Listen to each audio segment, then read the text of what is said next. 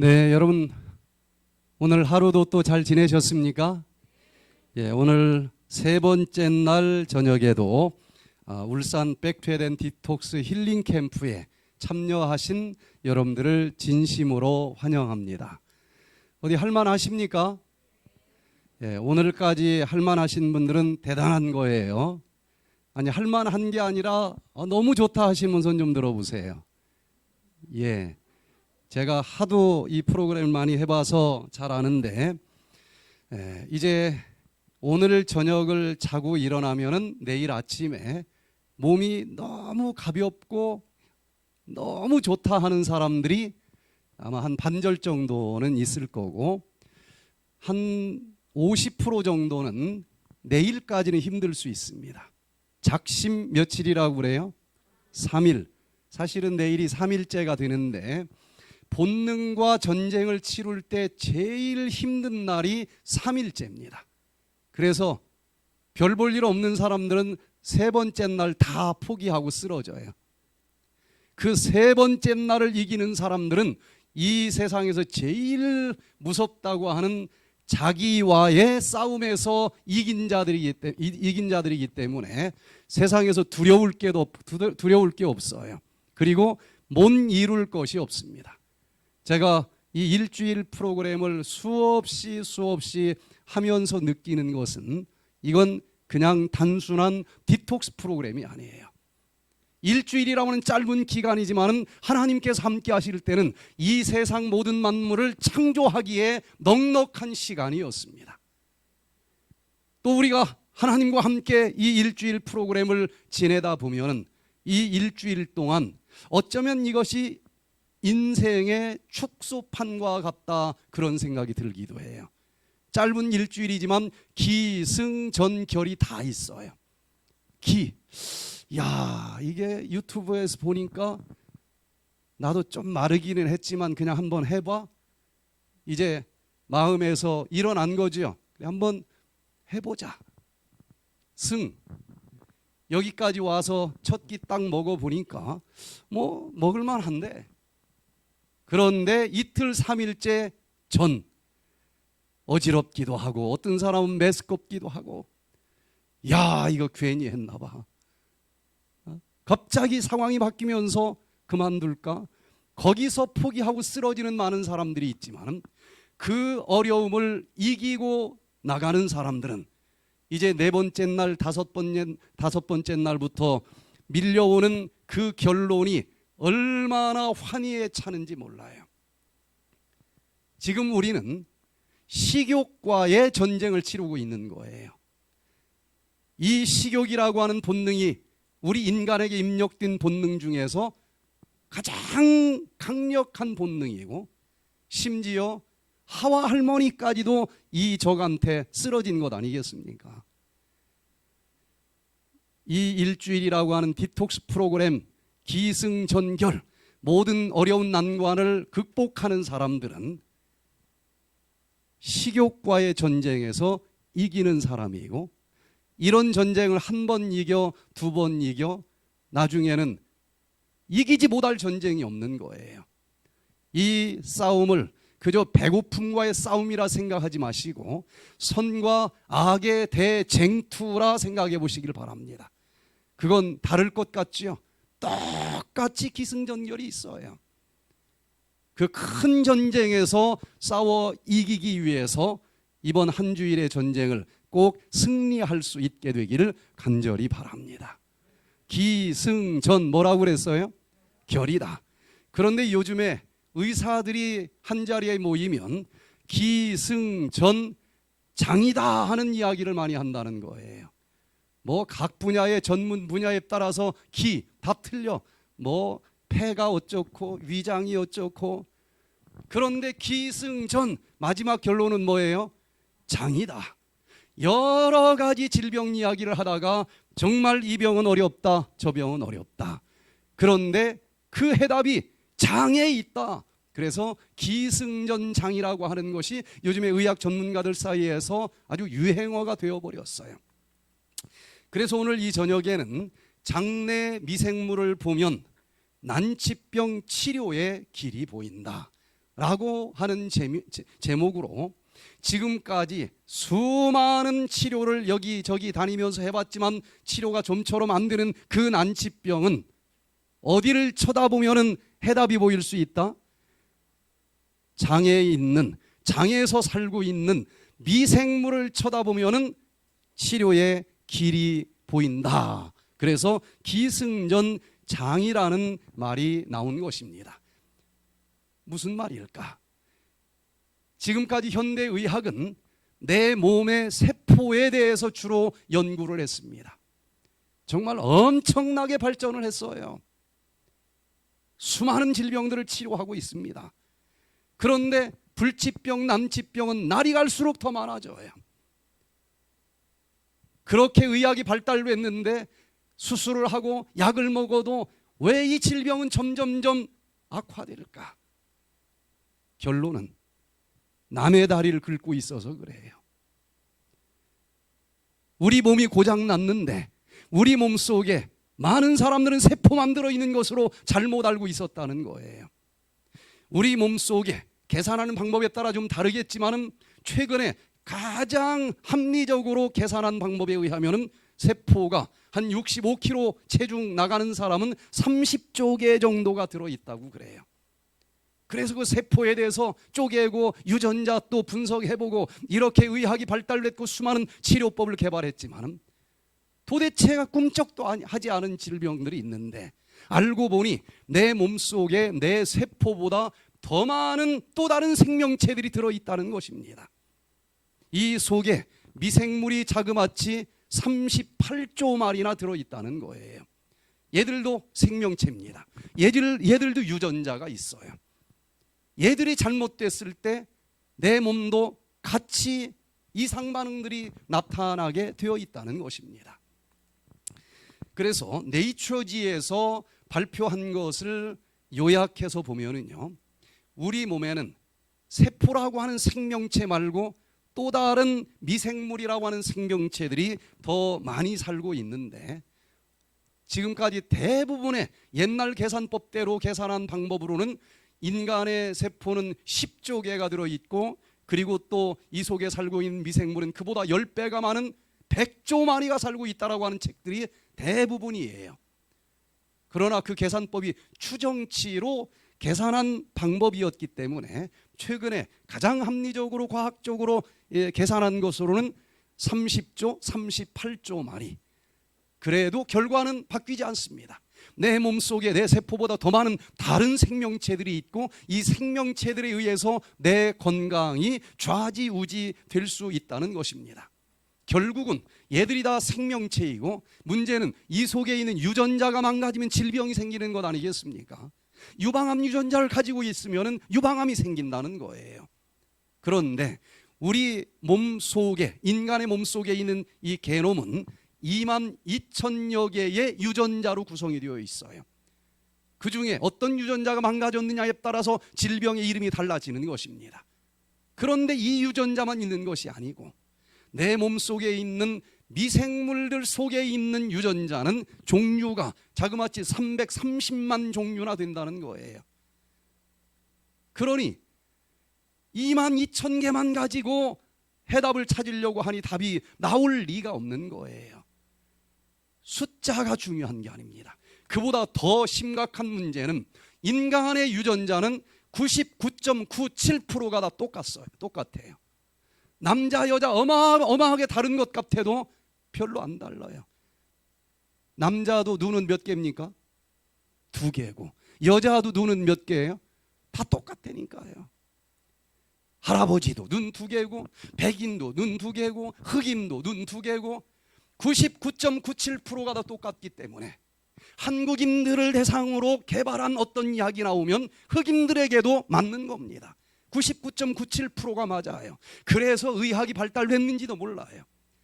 그러나 내 세포가 잘못돼서 생긴 질병은 이렇게 어떻게 해볼 겨를이 있을 것 같은데 미생물 유전자가 잘못됐을 때는 어떨까? 미생물은 80% 내지 90%가 서로 다르다는 거 유전자가. 코로나 19년도에 나온 거 딱 해서 백신을 만들었더니 잘 안 듣지요. 왜?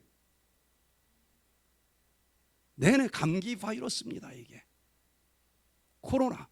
조금 전에는 메르스였고 조금 전에는 사스였어요. 같은 코로나 바이러스에서도 시간만 지나면은 다른 종이 돼버리는데 내 속에 있는 미생물들은 전부 다 달라요. 유전자가 달라. 그래서 연구해서 어떤 약을 개발하기가 만만치가 않다는 것입니다. 인간이 가지고 있는 질병의 90%는 내 세포보다 더 많은 생명체인 이 속에 살고 있는 미생물들에 의해서 발생한다. 이게 지금 의사들이 하는 얘기입니다. 그래서 지금 장내 미생물 때문에 생긴 질병을 가지고 있다고 하면은 세포를 가지고 연구하면서 만들어낸 약으로 아무리 처방을 해도 도대체가 낫지 않는 난치병일 수밖에 없었다는 것이고, 그래서 이제 모든 이 의학의 전문가들이 미생물에 대해서 연구를 하고, 제가 틀림없이 그럴 것이라고 장담을 하는데 앞으로 10년, 20년 지날수록 이 미생물에 대한 이쪽 분야가 어마어마하게 발달을 할 것입니다. 학계에서도 그렇고 이 사업하는 사람들에게도 이쪽에 엄청난 돈을 투자하면서 선점하려고 지금 전쟁이 일어나고 있어요. 자, 그래서 오늘 이 장내 미생물을 알면은 난치병 치료의 길이 보인다라고 하는 제목으로 살펴보는데, 내용이 너무 많아서 제가 맨날 늦게 끝나는데 오늘도 계속 줄여도 또 늘어질지 모르겠어요. 그래서 보따리를 몇 개 묶어봤는데, 첫 번째, 장내 미생물이 얼마나 다양한 종류들이 살고 있는지에 대해서 살펴봅니다. 내 속에 그냥 미생물 종류가 김씨, 박씨, 이씨 이렇게 몇 종류만 사는 게 더 건강할까요? 그냥 수백 종류의 성씨를 가진 미생물들이 살고 있는 게 건강할까요? 여러분, 교회에 김씨, 박씨, 이씨밖에 없어. 그런 교회하고 그냥 모든, 거기 양씨도 있고 모든 종류의 성씨를 가진 사람으로 똑같은 100명이지만 섞여 있는 교회가 건강할까? 어떤 교회가 더 건강할 것 같아요, 목사님?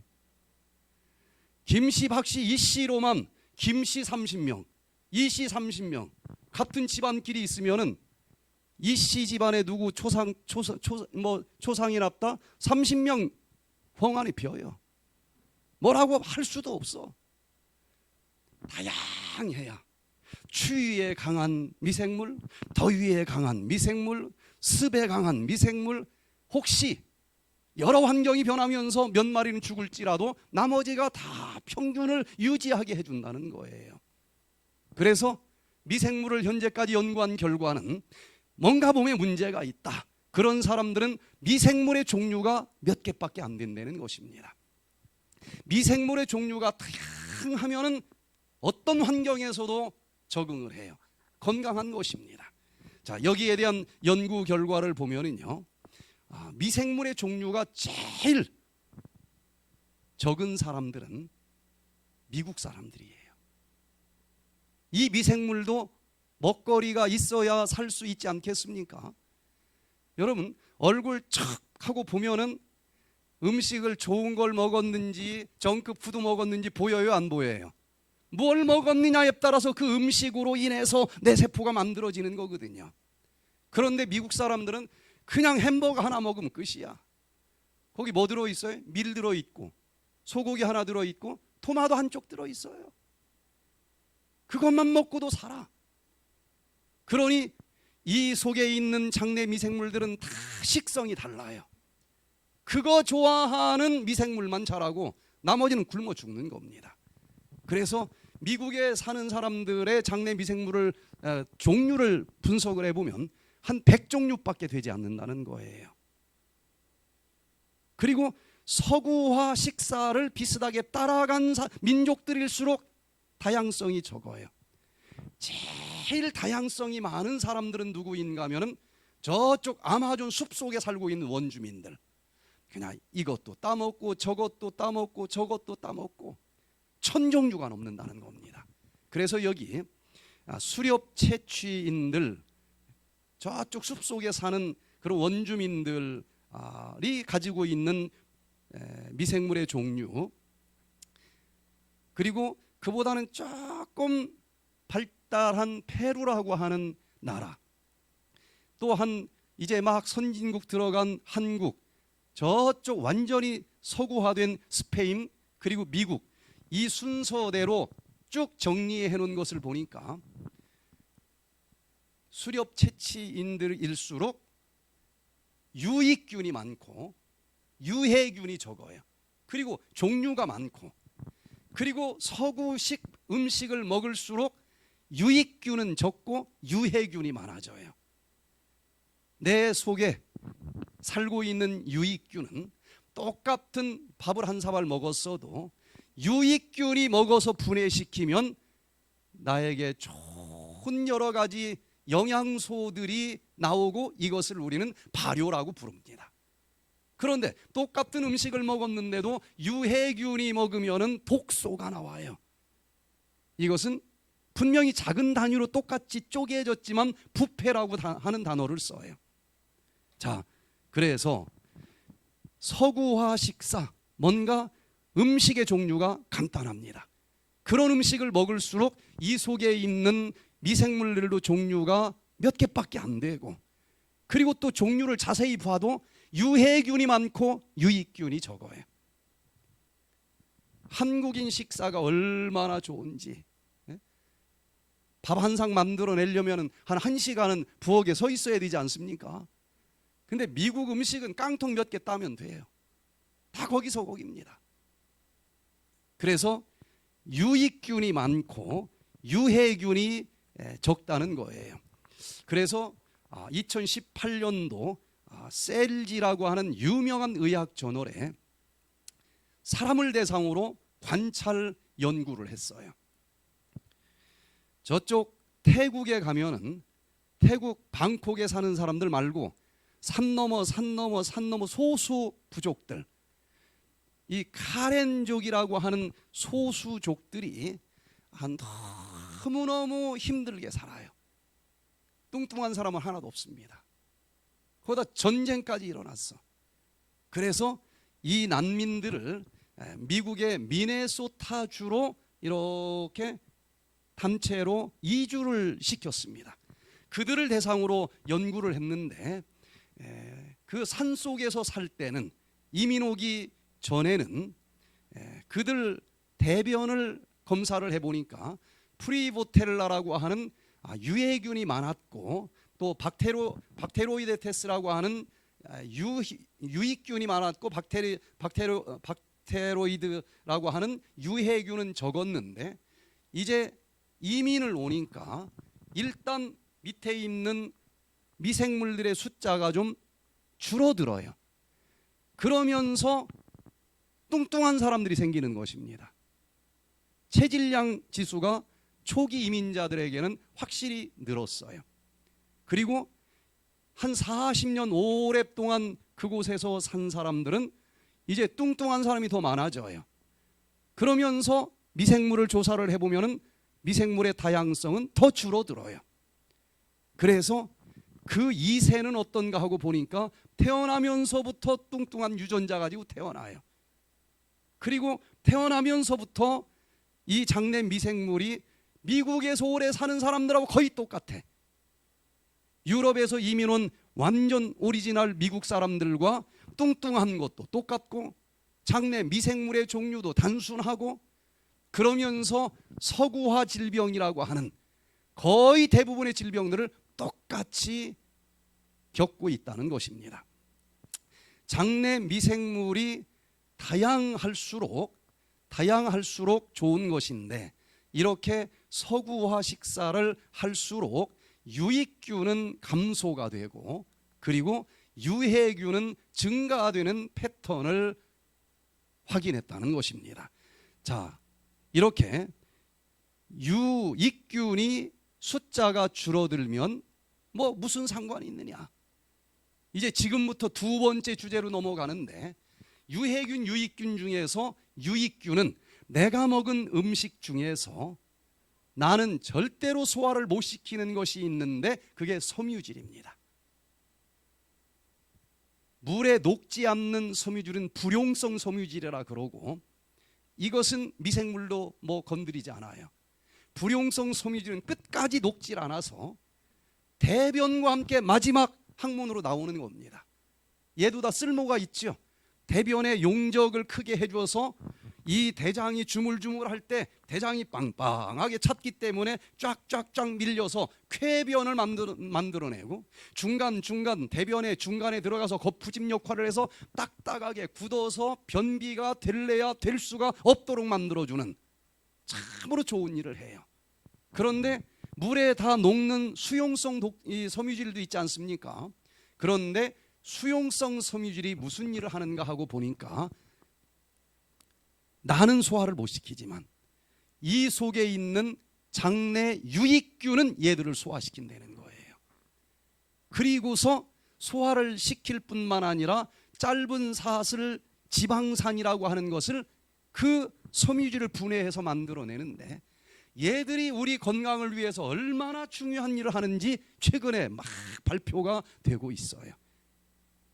그러면은 이제 이 짧은 사슬 지방산과 연결시켜서 장내 미생물이 유익균이 많으냐 유해균이 많으냐 다양하냐 단순하느냐에 따라서 질병이 발생을 하는데, 도대체 어떤 기전에 의해서 질병이 발생하는지를 한번 살펴봅니다.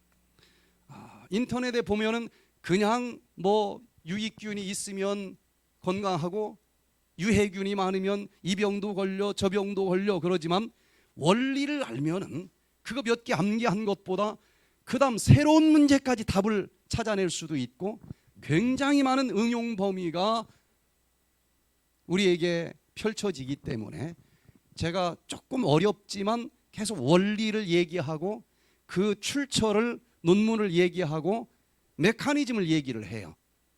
유튜브에 다 올라가니까 한 번 들어서 안 되면 그래도 이해할 만큼은 제가 얘기를 할 테니까 두세 번 들어서 이걸 이해를 하면 지금까지 수십 년 동안 씨름해도 답이 나오지 않던 그 건강 문제에 대한 해답을 찾을 수가 있을 거예요.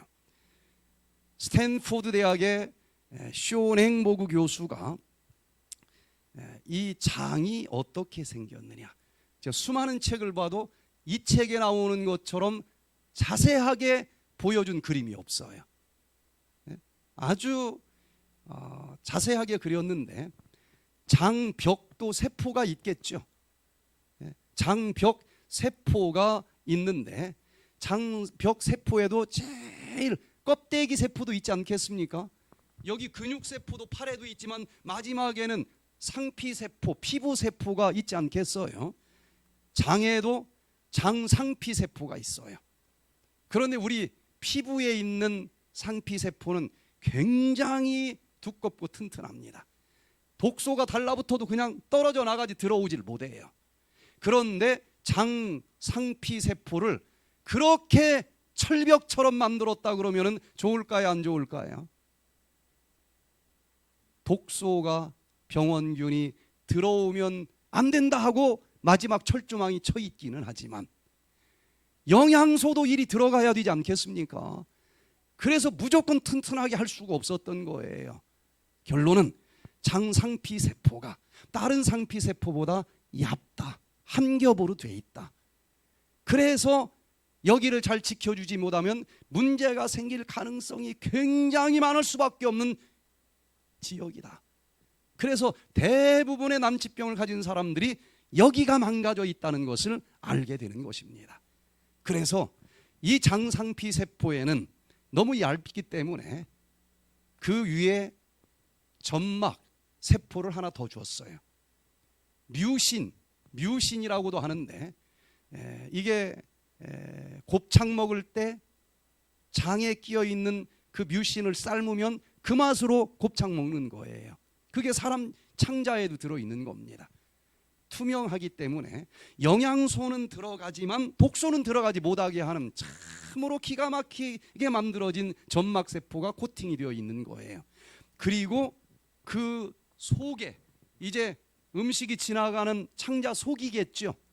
거기에 음식도 지나가고 대변도 지나가고 그 속에서 그 수많은 장내 미생물들이 있는 거예요.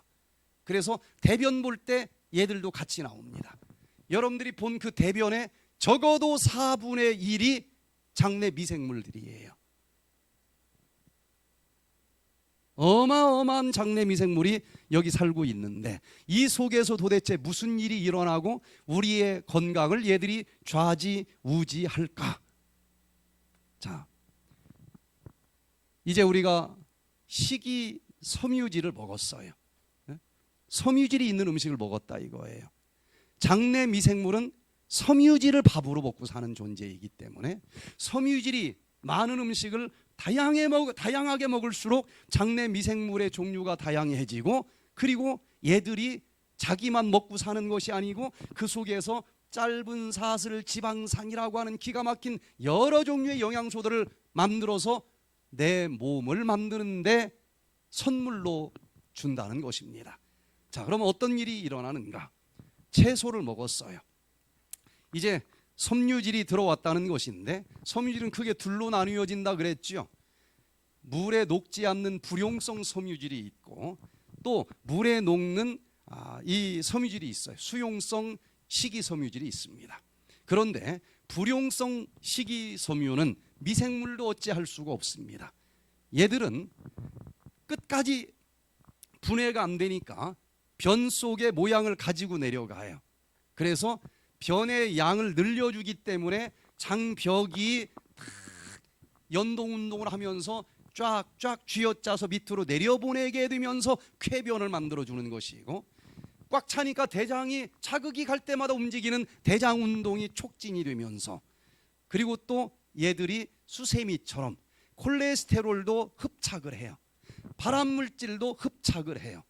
독소도 흡착을 해서 대변과 함께 버려주는 너무너무 좋은 일을 합니다. 그래서 들어갔다가 그냥 나가는 놈들하고 괜히 얘들 때문에 밥양만 많아진다, 그렇게 천덕꾸러기 취급을 받은 적이 굉장히 오랜 세월이었지만, 최근에는 들어갔다 나가도 그냥 나오는 게 아니더라. 6대 영양소로 듣고 있는 거예요, 섬유질을. 자, 그래서 이 불용성 식이섬유질이 그런 좋은 일을 한다고 하면은, 그 다음 수용성 식이섬유질은 정말 뭐 하는지 잘 몰랐었는데 얘가 우리들의 건강을 위해서 너무너무 중요한 일을 한다는 사실이 밝혀졌는데, 얘도 콜레스테롤 흡수해서 버려주기 때문에 이걸 잘 먹으면은 콜레스테롤이 낮아지고 순환기계통 질병이 줄어들게 된다는 거예요. 그리고 또 혈당도 얘들이 딱 잡고 있기 때문에 먹자마자 한꺼번에 혈당이 올라가질 않아요. 얘들이 장에서 오래 데리고 있으니까 혈관으로 빨리 한꺼번에 들어가지 못하고 밥 먹을 때 조금 들어가고, 그 다음 2시간이 됐을 때 조금 놀다가 들여보내주고, 3시간 있을 때 또 들여보내주고, 그래서 밥 먹자마자 식후 2시간에 막 300씩 올라가는 식후 혈당을 조절을 해주고 낮춰주는 일을 한다는 것입니다. 더 중요한 것은요, 대장까지 들어가면은 대장에서 주로 이 미생물들이 살고 있는데 거기에서 유익균들이 이 음식을 너무 좋아한다는 겁니다. 수용성 섬유질을 먹고서 잘게 쪼개는 발효가 진행이 되는데, 그때 짧은 사슬 지방산이라고 하는 것이 만들어지고, 그리고 젖산도 만들어져요. 젖산은 우리가 알다시피 얘는 산성이니까 산이라고 하는 단어가 기록됐겠죠. 얘가 많이 만들어지면 몸이 산성 체질로 바뀌기도 하지만, 또 한 가지 일은 유해균들이 산성 물질 속에서는 잘 힘을 못 써요. 그래서 유해균들이 힘을 못 쓰게 만들어 주기도 하고, 또 얘를 이제 탄수화물로 바꾸어서 에너지로 사용할 수도 있습니다.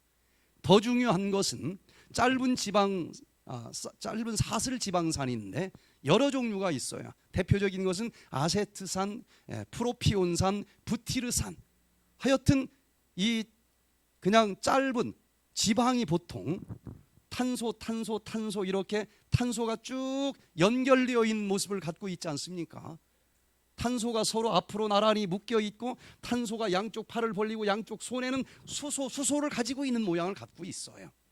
그런데 그 탄소가 몇 개짜리가 붙어 있는 지방이냐에 따라서 그게 보통 우리가 소화시킬 수 있는 것은 한 12개 정도 탄소가 모여 있는 정도까지만 잘라줄 수 있어요. 더 이상 자를 수가 없어요. 그런데 요 유익균은 4개 내지 6개짜리로 잘라준다는 거예요. 그래서 짧은 사슬, 이게 탄소 사슬이 짧다는 거예요. 짧은 사슬 지방산인데 얘들이 하는 일을 이제 밝혀내고 있는데, 얘들이 세포도 세포니까 뭘 먹어야 살 거 아니겠습니까? 얘들이 일을 잘해야 영양소를 잘 흡수할 거 아니겠어요? 그런데 장세포는 60% 내지 70%는 이 짧은 사슬 지방산을 에너지로 먹고 산다는 거예요.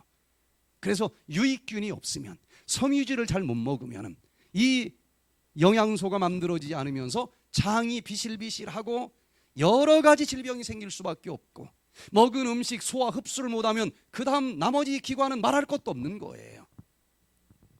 그리고 얘들이 장 상피벽을 강화시킨다 그랬는데, 여러분 옛날 흙벽돌 찍어 보신 적 있습니까?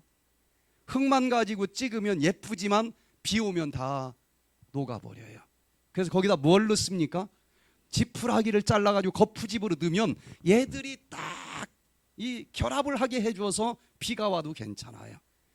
우리 이 세포들도 단백질 아미노산으로 만들어지는데, 여기 짧은 사슬 지방산이 꼭 거푸집과 같은 역할을 한다는 거예요. 얘들이 들어가면은 아주 얼마나 튼튼한 조직이 되는지 몰라요.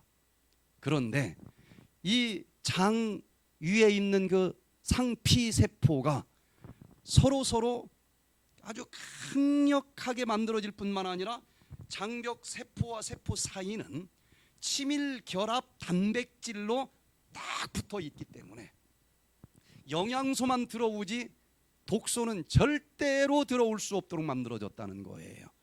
그런데 그것을 튼튼하게 만드는 게 누구다? 바로 짧은 사슬 지방산이다. 이게 부족하면 장이 흐물흐물해요. 그래서 어떤 때는 녹아가지고 이 친밀결합 단백질이 다 없어져서 장벽 세포가 틈이 생기고 독소가 그리 새 들어오는 장누수 증후군이 생기면서 그때부터 여러 가지 질병들이 이제 탄생할 수 있다는 거예요. 그리고 얘들이 유전자를 또 적당하게 조화를 이루도록 조절을 해주는 일도 하고, 공복감을 억제해 주기도 하고, 또 염증이 생기지 않도록 조절을 해줘요. 우리 몸에서 모든 질병은 염증에서부터 출발을 한다는 거예요. 또 이 우리 몸에서 여러 가지 대사작용, 소화가 잘 되도록, 지방질이 또 탄소가 되도록 이 대사가 원활하게 만들어주도록 조절해주는 일을 하고 있고, 또 인슐린에 대해서 민감하게 작동을 못하면 당뇨병이 되는데 얘들이 잘 민감하게 작동하도록 만들어주기도 하고, 간에서 콜레스테롤이 잘 합성 또 조절이 되도록 해준다는 것입니다. 이 부분이 망가지면은 수많은 종류의 질병들이 생길 수밖에 없다는 거예요. 그래서 어떻게 장내 미생물 때문에 그 수많은 종류의 질병들이 생기는지 이 시간에는 짧게 2가지로만 요약해서 설명을 드려봅니다. 첫 번째는요, 장내 미생물이 유익균, 유해균이 적당한 세력으로 균형을 이루면 건강해요. 저 북한이 아무리 쏘아대고 난리를 쳐도 우리도 엇비슷하게 힘을 가지고만 있으면 지금까지 70년 잘 살아온 것처럼 앞으로 700년도 문제가 없습니다. 근데 우리가 힘이 쫙 빠지면 넘어오는 거예요. 여기도 마찬가지예요. 유해균이 있어도 상관이 없습니다. 유해균과 유익균이 적당히 균형만 이루고 있으면 여기는 편안해요. 그런데 질병이 나타난 사람들은 대부분 이게 균형이 깨졌다는 것입니다. 그러면은 누가 더 세져서 균형이 깨질까요? 유해균이 세져서 균형이 깨졌고, 그 얘기는 사는 공간은 딱 정해졌기 때문에 유익균이 줄었다는 얘기예요. 그러면 유익균이 우리가 먹은 섬유질을 분해해 가지고 만들어내는 짧은 사슬 지방산이 부족하다는 얘기고, 그게 부족하면 장세포의 70%는 그걸 먹고 산다고 그랬는데 장세포가 약해지면서 장질환이 생길 수밖에 없고, 아무리 많이 먹어도 그 다음부터는 필요한 영양소 흡수가 안 되면서 그 영양소로 살고 있는 모든 기관은 병이 들게 돼 있다는 것입니다. 자, 보세요. 이 아세트산, 프로피온산, 부티르산, 이게 짧은 사슬 지방산의 종류들인데 이렇게 좀 약해졌어요. 그런데 여기서 백퇴된 프로그램에 딱 와서 들어보니까 섬유질이 많이 들어있는 양배추 먹는 게 좋겠어요? 안 먹는 게 좋겠어요? 아, 이거 먹는 게 좋겠다. 그래서 이제 마음을 고쳐먹고 채소, 과일, 식이섬유질을 한 종류도 아니고 다양하게 이제 먹기 시작을 했어요. 습관을 바꾸었어요. 그러면 어떤 변화가 오는지 또 이건 전부 논문에 있는 얘기들입니다. 제가 그냥 그린 것이 아니고, 즉 이 미생물이 다양성이 뭔가 좀 부족해서 좀 몸에 문제가 있었는데 이렇게 식이섬유를 다양하게 많이 먹었더니 그것처럼 이 속에 있는 미생물들도 종류가 다양해지면서 결국은 그 다양하게 증가된 유익균들이 이 섬유질을 먹고서는 힘이 나고 또 자꾸 번식을 해서 짧은 사슬 지방산을 더 많이 만들어내고 그 다음 수많은 이 건강들이 증진이 된다는 것입니다. 그런데 그래도 섬유질을 계속 안 먹고 햄버거, 피자 요거 몇 개만 먹고 계속 산다. 그러면은 이 속에 있는 유해균들은 너무너무 좋아하지만 유익균들은 먹을 게 없으니까 숫자가 줄어요. 유해균들이 판을 칩니다. 그래서 짧은 사슬 지방산이 현저하게 감소가 되면서 여러 가지 이제 질병들이 나타날 수밖에 없다는 연구 결과들입니다. 자, 두 번째는 이제 짧은 사슬 지방산이 부족해지니까 얘들이 염증을 조절해 주는 일을 한다고 그러지 않았습니까? 염증이 조절이 되지 않으면은 이제 모든 질병이 시작이 된다는 얘기예요. 염자가 한자로 어떻게 씁니까? 불화자 2개 붙인 거잖아요. 몸에 불이 난 거예요.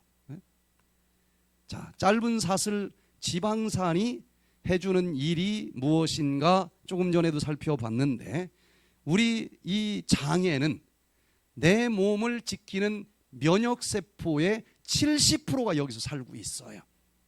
그런데 면역세포들 중에서도 T임파구 중에서 17번 T임파구, 얘가 많아지고 활동을 하면은 내 세포를 공격해 가지고 염증을 만듭니다. 근데 그 세포만 있는 게 아니에요. 내 이 장세포 속에는 T 레귤레이션, T임파구는 T임파구인데 조절을 해주는 T임파구가 있어요. 이 중간에서 짧은 사슬 지방산이 충분하면은 이 둘 사이가 어느 한쪽으로 기울지 않게 조절을 해준다는 것입니다. TH17이 자꾸 장을 공격해서 장염을 만들려고 그러는데 짧은 사슬 지방산이 충분하면은 조절 T임파구님 좀 나서야 되겠습니다. 균형이 깨집니다. 그러면 이 조절 T임파구를 억제 T임파구라고 얘기하기도 해요. 조절을 딱 해주면서 염증이 생기지 않게 하는데, 이 짧은 사슬 지방산이 부족하면은 자꾸 염증이 만들어지고 여기서 가장 많은 염증이 만들어집니다. 염증이 만들어지면은 거기에 있는 혈관으로 흡수가 되고 몸속으로 흘러다니는 CRP 숫자니 뭐 염증 수치가 막 올라가면서 그게 어떤 장기에서 더 많이 영향을 주느냐에 따라서 간염이 될 수도 있고 안염이 될 수도 있고 여러 가지 질병이 찾아오는데, 이렇게 시작된 질병은 스테로이드 가지고 낫지 않습니다. 항생제 가지고 낫질 않아요. 장에 있는 미생물 바꿔줘야 치료가 된다는 거예요.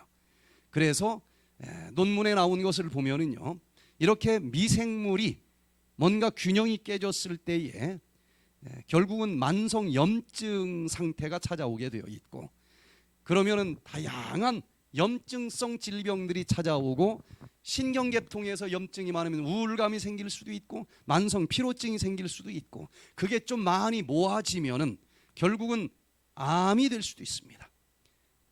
그리고 또 심장질환이 생길 수도 있고, 안질환, 자가면역질환, 폐질환, 신경퇴행성 질환, 알츠하이머, 무슨 파킨슨 이런 게 생긴다는 거예요.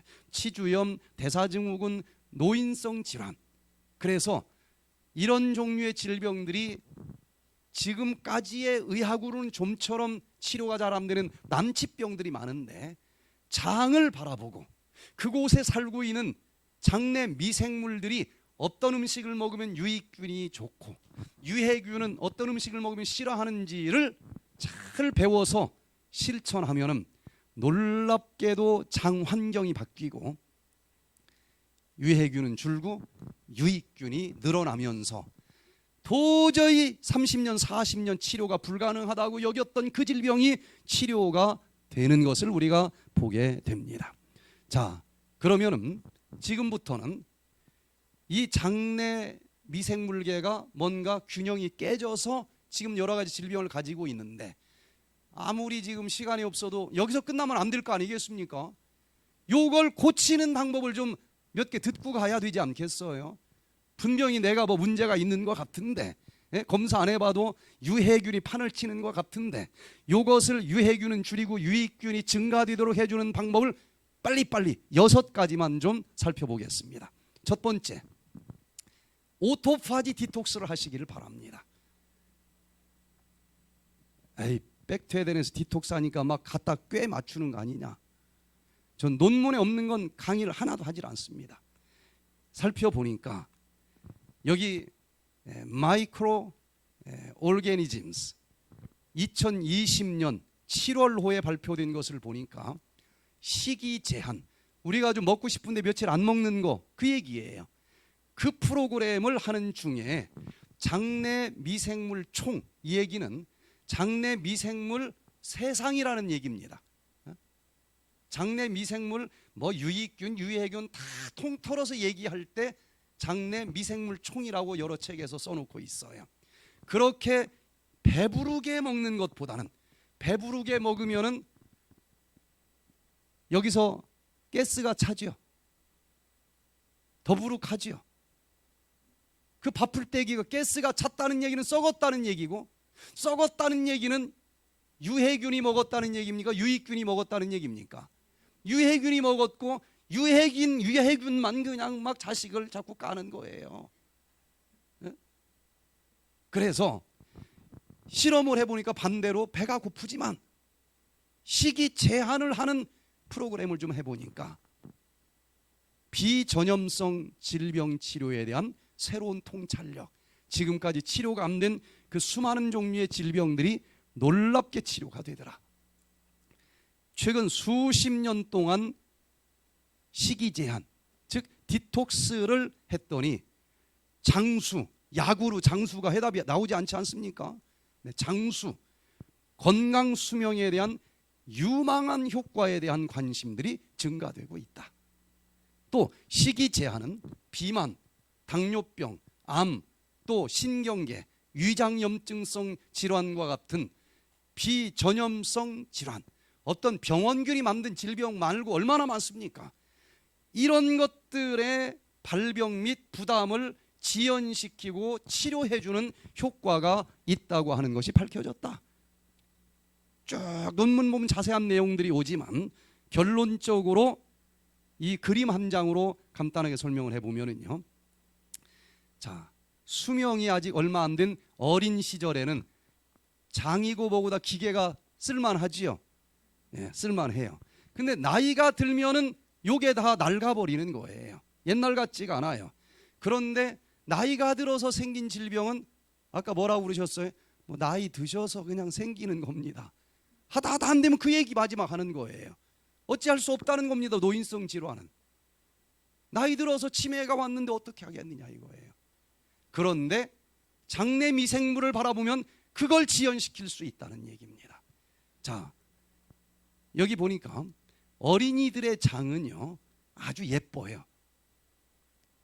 장벽 세포가 육모가 있고 고장난 데가 한 군데도 없지요. 다 자기 기능을 합니다. 그래서 이제 유익균이 풍부해요. 어린아이들은 유익균이 풍부해서 먹는 음식들마다 먹고서 또 짧은 사슬 지방산을 만들어 가지고 여기 저 치밀결합 단백질 조직에 집어넣어서 이 장벽이 튼튼하게 만들어 주기도 하고, 그 짧은 사슬 지방산을 가지고 장을 만들고 심장을 만들고 또 여러 가지 우리 몸의 조직을 만드는데 거푸집처럼 넣어주기 때문에 튼튼해요. 코로나가 와서 쳐도 끔찍도 안 해. 뭐 걸렸는지 말았는지 하면서 그냥 이기기도 해요. 그렇게 만들어 준다는 겁니다. 자, 그래서 여기 보면 자세하게 연구한 걸 다 써놨는데, 뭐 지금 한 얘기 그대로죠. 여기 점막도 잘 만들어지게 하고 또 짧은 사슬 지방산도 많이 만들고 또 해로운 지질, 지방질 종류는 감소하게 해주고 상피세포는 망가졌어도 이 재료 가지고 또 딱 재생시켜주고 치밀결합 단백질을 튼튼하게 만들어서 장누수 증후군이 생기지 않게 하고 조절-T 임파구를 또 강화시켜서 면역력을 증강시켜주고 TH17이 염증 만들려고 할 때 자꾸 조절을 해서 못 만들게 해가지고 장에 염증이 없어요. 깨끗합니다. 그래서 이 장이 여러 가지 이런 메커니즘을 통해서 건강하게 해주는데, 나이가 들면은 일단은 유해균이 더 많아진다는 거예요.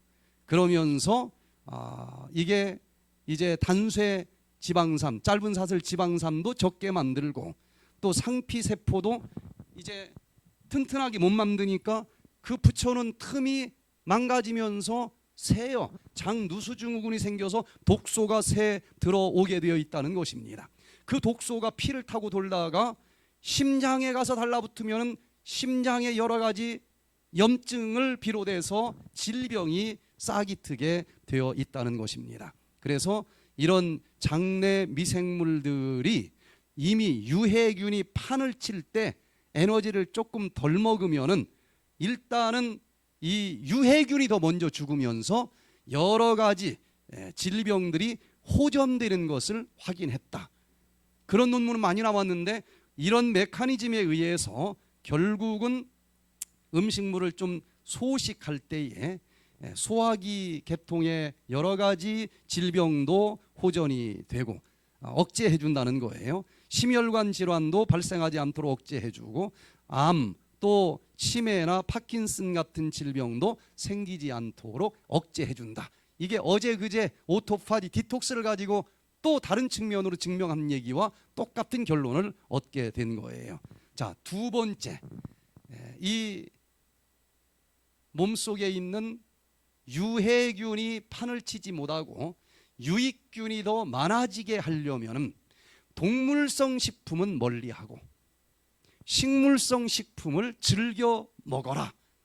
여기 gut microbes, 이 장에 있는 미생물들을 연구해서 발표하는 이 저널 2017년도 연구한 논문을 보니까 서구화 식사, 뭐 햄버거 이런 거 많이 먹는다는 얘기예요. 그런 식사를 하면은 장내 미생물이 유익균은 줄어들고 유해균은 많아지면서 균형이 깨지고 그로 인해서 대사 질환이 발생한다라고 하는 논문인 것입니다. 지방을 고기를 먹으면 많이 들어있죠. 고지방을 먹으면 유해균의 수를 증가시키는 것이 밝혀졌고 또 장내 미생물의 다양성을 감소시켜 줍니다. 예를 들어서 육식을 하면은요, 고기를 먹으면 스테이크 한 조각 먹으면 배가 부르죠. 더 이상 젓가락 나갈 이유가 없어요. 그냥 그 종류 하나만 먹은 겁니다. 그런데 채식을 하려면 상추 한 입 먹었다고 배가 불러요? 당근도 먹어야지, 비트도 먹어야지. 다양하게 먹을 수밖에 없는 거예요. 그걸로 내 배가 부르도록 먹어주려면은. 그래서 장내 미생물의 다양성이 육식을 하면은 줄어들게 되어 있다는 거예요. 또 장내 미생물의 이 균형이 파괴되면서 특별히 유해균이 죽고, 왜? 유해균이 좋아하는 음식을 안 먹고 섬유질 있는 거 안 먹고 다른 것만 먹었기 때문에. 그래서 유해균만 증가가 되면서 대사 질환을 유발하고, 그런데 놀라운 사실은 그렇게 미국 사람들이 먹어서 이미 유해균이 많이 들어있는데, 야, 강의 들어보니까 일리가 있네 하고 일주일 동안 여러분들처럼 이런 프로그램으로 디톡스도 해보고 그리고 또 채식을 해봤다는 거예요. 여기 소망이 있습니다. 48시간만 먹었는데도 유해균 숫자가 팍팍 준다는 거예요. 그러니 제가 불가능한 강의를 하는 게 아닙니다. 48시간. 그래서 내일부터 여러분들 장이 바뀐 사람들이 나오게 되어 있다니까요. 그래서 이 디톡스 프로그램을 하면은 굉장히 짧은 시간 동안 파워풀한 변화들이 나타나는 거예요. 너무 급하게 그 반응들이 나타나니까 이 명현 현상이 나타나는 것이 있을 뿐이지, 칼을 대지 않은 수술요법이라고 표현할 수 있을 정도의 치료 결과들이 나타납니다. 그래서 며칠만 실천을 해도 한 것만큼 좋아져요. 다시 옛날 식사로 돌아가면 자연의 이치가 돌아가는 겁니다. 그러나 며칠만 해도 유해균이 이렇게 줄어든다고 하면은 이거 잘 배워서 한번 실천해 볼 필요가 있지 않겠습니까? 여기 Journal of Gastroenterology 2016년 10월호에 발표한 것을 보니까 특별히 고지방 식사를 할 때에 장내 미생물총과 소화기계 질환에 미치는 영향에 대해서 이제 발표를 했는데 많은 힌트가 있습니다. 아이는 뱃속에서 태어날 때 미생물이 없습니다. 태어나는 과정에서 이 질을 통과할 때 엄마 것이 묻어 들어올 수는 있어요. 그런데 놀라운 사실은 그 아이가 태어나서 뭘 먹지 않습니까? 2살이 되면은 어른이 가지고 있는 미생물과 거의 똑같이 분포가 이루어진다는 거예요. 이게 한번 판이 짜지면 이걸 뒤집기가 굉장히 힘들어요. 그래서 2살 때까지 음식이 너무너무 중요하다는 거예요. 평생을 결정합니다. 그런 연구 결과가 여기 발표가 됐고, 4일만 식단을 바꿔서 먹어도, 그러니 이번에 4일 하는 거 의미가 있겠어요, 없겠어요? 있어요. 이왕 하려면 4일을 해야 돼요. 미생물의 다양수가 현저하게 변화가 온다는 것입니다. 자, 세 번째. 유익균이 증가되기를 원하면 설탕을 먹지 말아야 돼요. 이건 좀 이해가 안 될 수도 있어요. 그 좋은 설탕을 왜? 설탕을 줄여야 되는데, 여기 Critical Reviews in Food Science and Nutrition 2021년에 발표된 이 연구 결과를 보니까 설탕을 많이 먹을 때에 유해균이 설탕을 좋아한다는 겁니다. 설탕에는 섬유질이 있어요, 없어요? 이미 당분 하나짜리로다 쪼개진 것이 들어있는데 유해균은 일하기 싫어합니다. 그냥 그거 딸꾹 먹고 살려고 그래. 그런데 유익균은 섬유질을 즐겨 먹는데 일을 하는 겁니다. 수고를 하는 거예요. 그리고 그걸 먹으면서 저만 먹는 게 아니라 이걸 주인한테 감사합니다, 이거 먹어주셔서 하고 짧은 사슬 지방산을 딱 선물로 바쳐. 좀 싸가지가 있잖아요, 그죠? 이 우주의 원리가 다 똑같습니다. 사람 사는 세상도 다 똑같고요. 자, 그래서 섬유질을 먹으면, 설탕을 많이 먹으면 장벽 기능이 흐물흐물 녹아버린다는 거예요.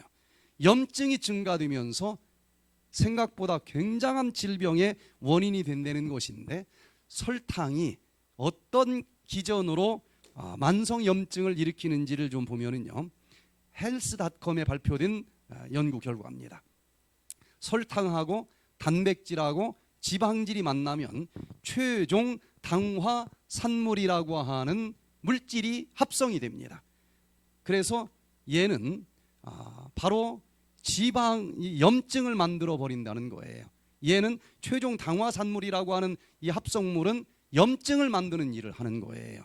또 설탕을 과다 섭취하면은 장 속에서 누가 이 음식을 좋아한다고 그랬어요? 유해균이 좋아해요. 유해균 숫자가 늘어납니다. 유해균은 먹는 것마다 독소로 만들어 버리는 거니까 독소가 증가되고, 독소가 증가되니까 장에 있는 그 틈에 있는 치밀 결합 단백질까지 녹여버려서 독소가 몸속으로 스며들어 오도록 장누수 증후군이 생기고, 그러면 장에 구멍이 나버리니까 장에서 유해균이 만든 염증이 요 틈바구니로 몸속에 들어오면서 혈액을 타고 돌고, 장에서만 문제가 아니라 얘들이 타고 돌다가 둥지 트는 데마다 질병이 생기게 된다는 것입니다. 자, 세 번째는 당분이 필요한 것 이상으로 먹어주면은 결국은 에너지로 쓰고도 남으니까 지방이 이제 만들어진다는 얘기 아니겠습니까? 그런데 지방세포에서는 아디포카인이라고 하는 물질이 방출이 돼요. 이 물질은 CRP, 염증 단백질을 생성을 하기 때문에 몸에 만성 염증을 더 많이 만들게 되어 있다는 것입니다. 또 설탕을 섭취하면은 그 자체가 그냥 바로 체지방으로 증가가 되면서 인슐린 저항성을 증가시켜 줍니다. 인슐린 초인종에 기름기가 끼면 눌러도 안 눌러지니까, 혈관에 있는 포도당이 세포 속에 들어가서 태워지지 못하니까 기다리다가 나 안 부르네. 그러면 마지막으로 지방으로 저장되는 길밖에 없는 거예요. 그래서 또 그 지방으로 인해서 염증이 또 더 많이 만들어지는 아디포카인이 더 방출이 될 수도 있다는 겁니다. 네 번째, 소금을 너무 많이 먹지 말아야 된다는 거예요.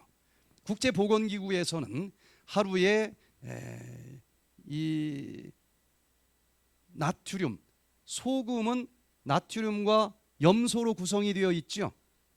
그래서 나트륨으로 계산할 때하고 소금으로 계산할 때하고는 좀 달라요. 그죠? 소금으로 할 때는 하루에 6g 이상 먹지 말라고 그랬는데, 쪼개서 나트륨으로 얘기했을 때는 2000mg이니까 2g 이상 먹지 말아라 그거예요. 근데 한국인들은 보통 2.4배, 2.5배를 더 소금을 많이 먹는다는 것입니다. 그러면 무슨 일이 생길까?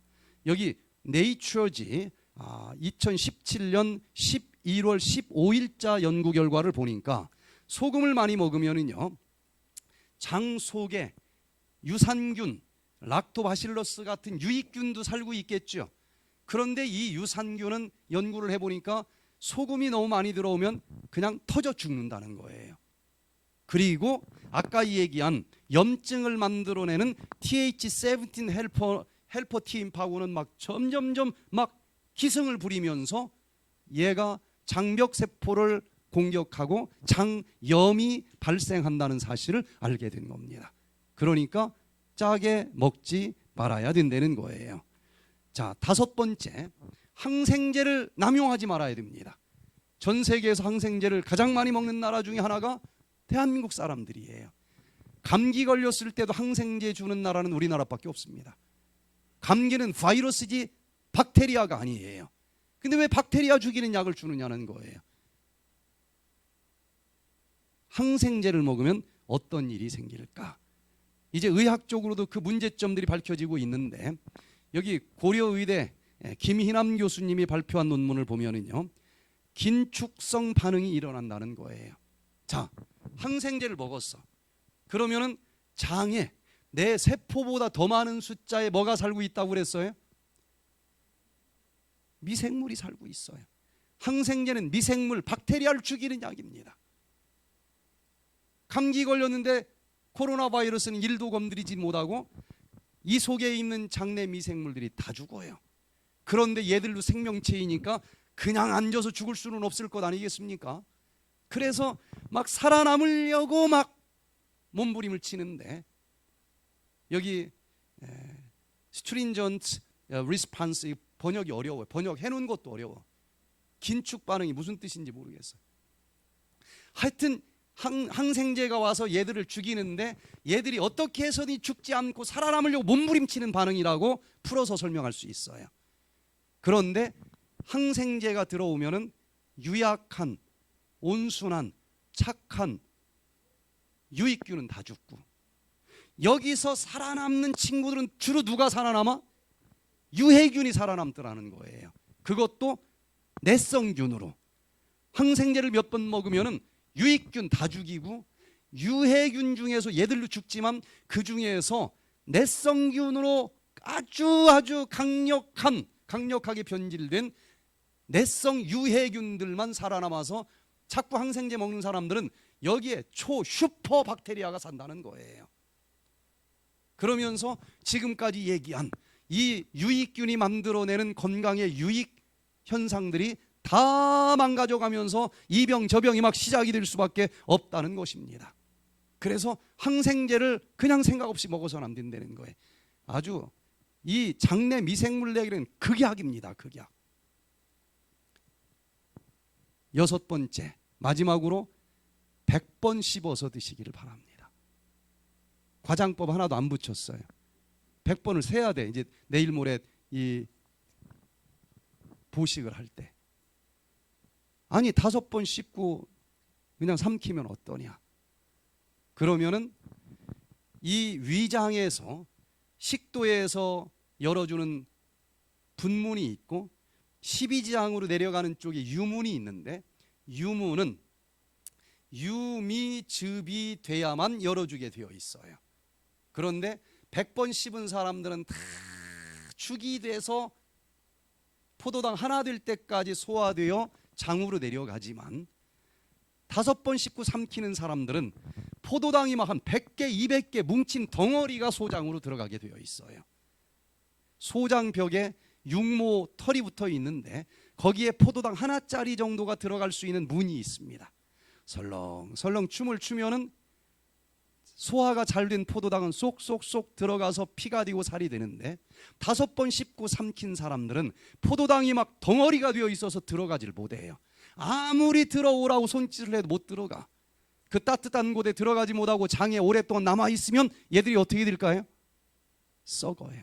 썩었다는 얘기는 누가 먹었다는 얘기예요? 유해균이 먹었다는 얘기입니다. 유해균의 밥이 되는 거예요. 아무리 좋은 현미밥이라 할지라도 100번을 씹어서 먹으면 놀랍게 장이 치료가 됩니다.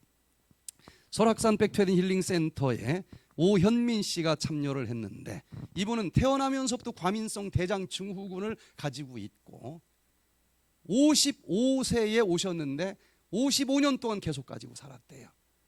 하루에 설사를 20번 내지 40번을 합니다. 직장 다닐 수 있을까요? 그래서 직장을 못 다녔다는 거예요. 55년 동안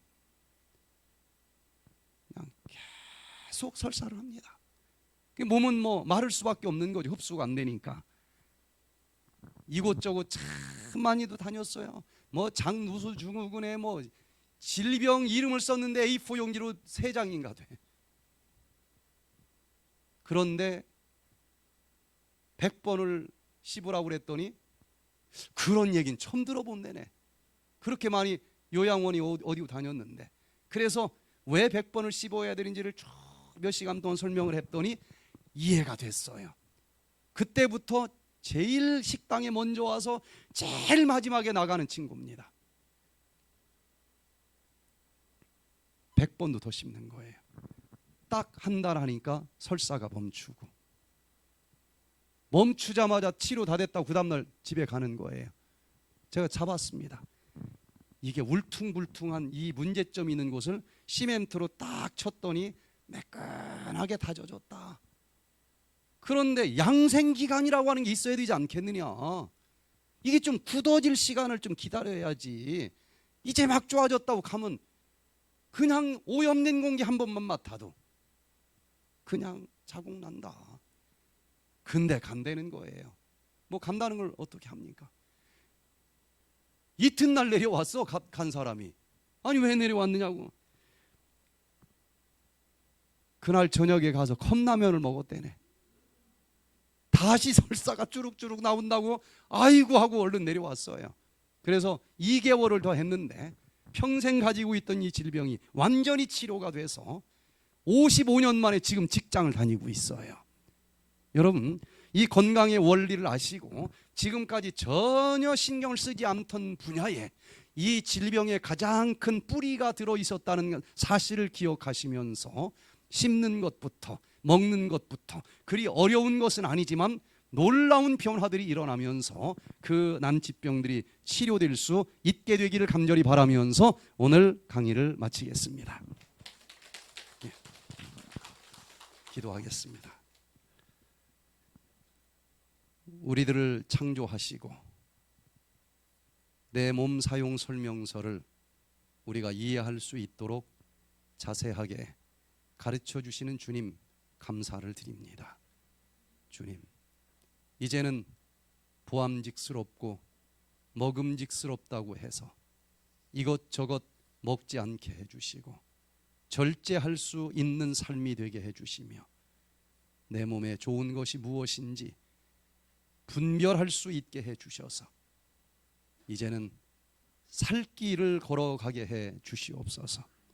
우리 몸이 변화되게 도와주시고 우리 마음이 변화되게 도와주시옵소서.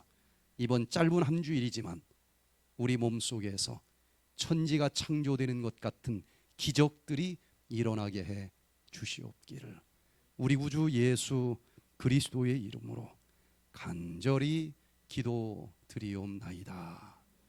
아멘.